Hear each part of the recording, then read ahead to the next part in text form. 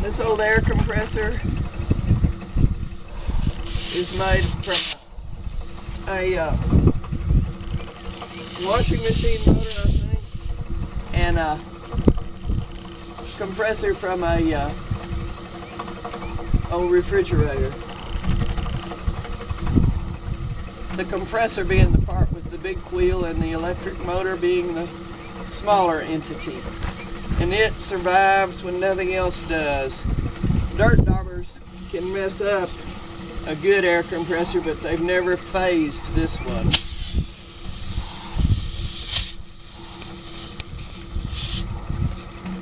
Oh, and that tank, I don't know what that tank is from. What do you think, Terry? Well, it looks Early like day water heater? looks like maybe a hot water heater.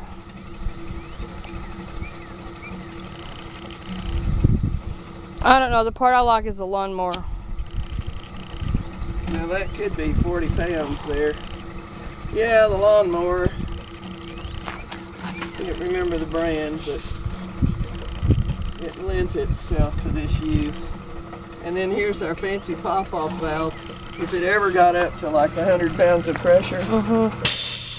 Whoops. I shouldn't have done that. All right. It never will get up. I don't know. Right now we're at 42.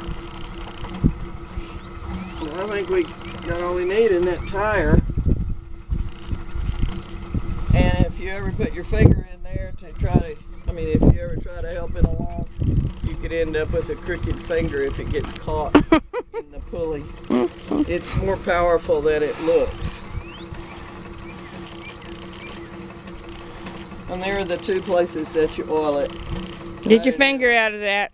I didn't have an oil can, so I just poured some in and got some on the compressor. Happily, I didn't get any on that fan belt because it might have kept it from functioning properly, although probably not. My daddy and Bill Lance made this. That must be the ground wire. So we're not connected to a ground, so that could shock you. That could shock you. Things like to shock you. Yeah, I think I'll leave it alone. I've already had a finger broken, so why get electrocuted?